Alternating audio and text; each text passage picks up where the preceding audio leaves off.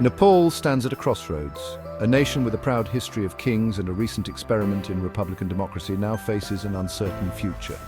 In this short documentary, we journey through Nepal's political history, from monarchy to federal republic, to ask what's next for Nepal. Could a return to its royal roots be the way forward?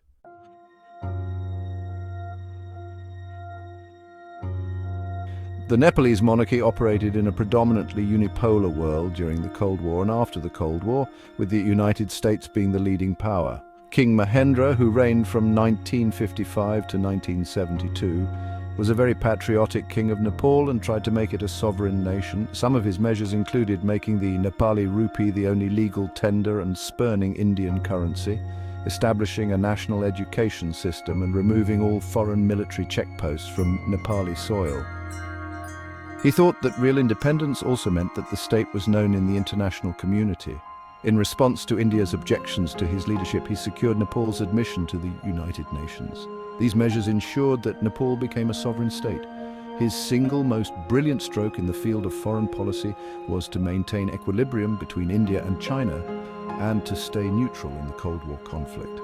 His son, King Birendra, who ruled from 1972 to 2001, continued his father's policy of neutrality and Nepal's independent position. King Birendra of Nepal aimed to establish a peaceful and neutral nation, drawing comparisons to a Switzerland of Asia. In 1975, King Birendra proposed Nepal's designation as a zone of peace and demanded international guarantees of Nepal's neutrality. More than 110 countries supported the idea of making Nepal a zone of peace because Nepal was a peaceful country and resembled Switzerland, landlocked, mountainous, and with population diversity. However, the dream of achieving formally recognized neutrality was crushed by Nepal's immediate geopolitical situation. India refused to support the proposal since it did not want to ease its grip on the small country. Nevertheless, with no significant changes in the region during the 1980s and 1990s, Nepal was a country of stable kings and diplomatic equilibrium.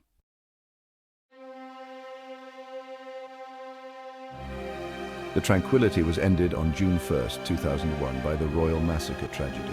The entire country was in a state of shock and sorrow. The Nepalis, who had the habit of considering the king as a living god, were left mourning the death of their beloved king in a most gruesome manner. It is one of the most tragic events in the modern history of Nepal and is considered one of the worst atrocities in the history of Nepal, as it almost exterminated the direct royal family in the massacre that happened on June 1, 2001. Thus, his brother King Gyanendra of Nepal, who reigned from 2001 to 2008, inherited a royal ark during a storm. Already, the country had been fighting a Maoist insurgency since 1996, and the institution of the monarchy had taken a severe hit. At first, Gyanendra was a constitutional monarch, but when the violence and political instability increased, he took drastic measures. In February 2005, King Gyanendra suspended the constitution and took on the executive power, dismissing the elected government.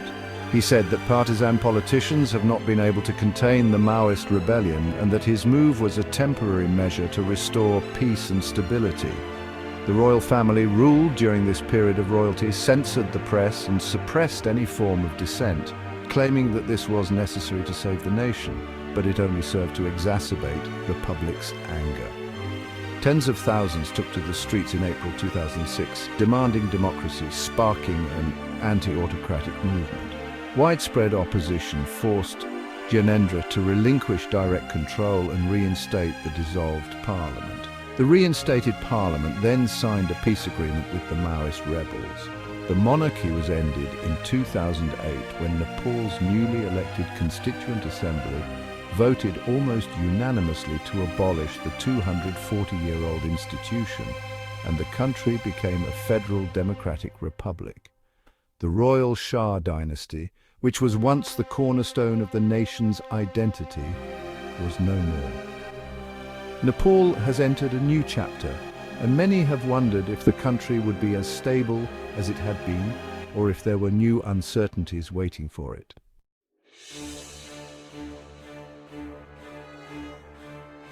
After the monarchy was abolished in 2008, Nepal transitioned into a federal republic. heralding hopes for peace, progress and prosperity under a multi-party system. Unfortunately, the reality has been marked by political fragmentation and instability. In the past 15 years, Nepal has seen 13 different governments. Prime ministers frequently come and go as coalitions shift, with no government completing a full term without collapse.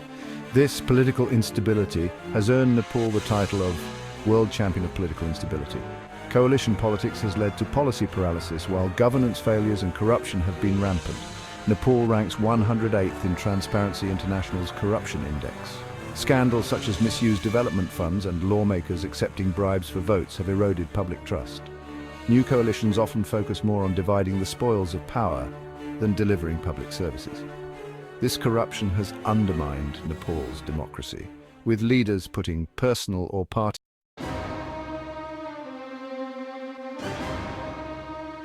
Foreign influence has also been a problem, particularly through organizations like USAID. Foreign aid has shaped domestic policies from water resources to education.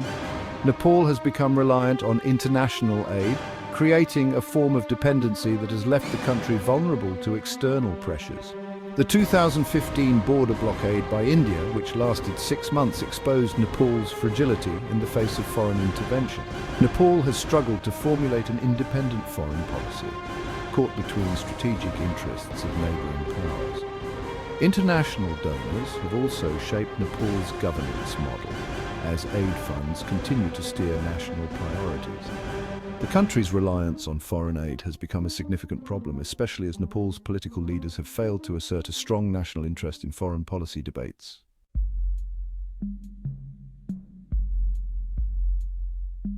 Federalism, intended to devolve power to provinces and local governments, has faced challenges of its own. While it promised grassroots development, it has instead increased bureaucracy and costs. The administrative expenses for the 7 provincial governments are draining the state's resources. Critics argue that this has led to inefficiency, with local governments failing to utilize their development budgets. Public debt has increased, with Nepal's debt climbing from 25% of GDP a decade ago to 42% by 2019-20. The economic strain was exacerbated by the COVID-19 pandemic, forcing Nepal to rely on foreign loans.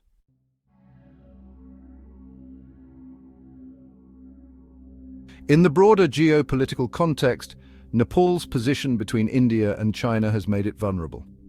With the world shifting toward a multipolar order, Nepal finds itself navigating complex diplomatic waters. The US withdrawal from foreign aid programs under President Trump posed a significant threat to Nepal's aid-dependent growth model.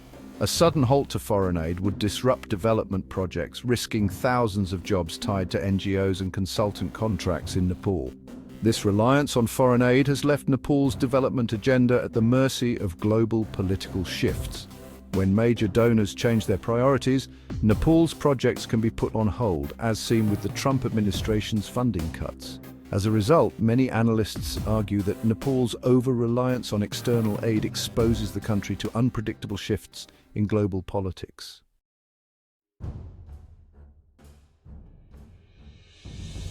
Frustration with political instabilities, corruption and foreign dependency has led to the rise of a pro-monarchy movement. Many Nepalese, disillusioned by the failures of the republic, are calling for the return of the monarchy as a stabilizing force for national unity. Unlike transient governments, a monarch is not beholden to election cycles or partisan interests, and proponents of the monarchy argue that it could act as a neutral figurehead, promoting national unity and checking political excesses. Pro-monarchy rallies have been gaining momentum, with citizens advocating for a return to the monarchy as a way to restore national identity, unity and sovereignty. This movement is not limited to older conservatives, but has also found support among younger Nepalis who grew up in the Republic. In March 2025, former King Gyanendra's return to Kathmandu was met with massive support, and thousands rallied for the restoration of the monarchy.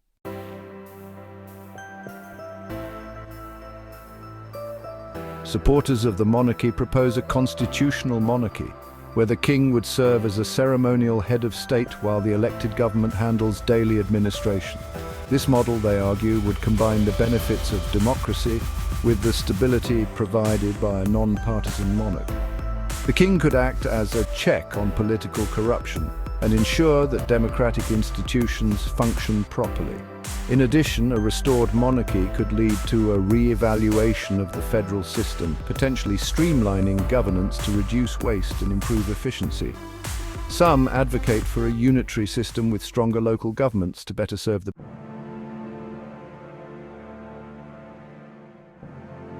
One of the key issues that the pro-monarchy movement emphasizes is Nepal's need to reclaim control over its destiny. The failure of democratic and communist parties to build a self-reliant economy and protect national interests has left many Nepalis questioning the current system. The country's economy is heavily reliant on remittances from migrant workers, and domestic industries remain underdeveloped. Successive governments have failed to diversify the economy or boost local production, leaving Nepal dependent on imports. Restoring the monarchy, its proponents argue, would allow Nepal to reclaim its sovereignty and protect its national identity. A neutral and respected monarch could help unite the country and restore faith in the nation's leadership.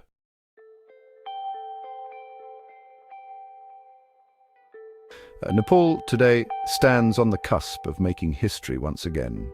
After 17 years of experiment with a republic, the nation has gained clarity on what has not worked.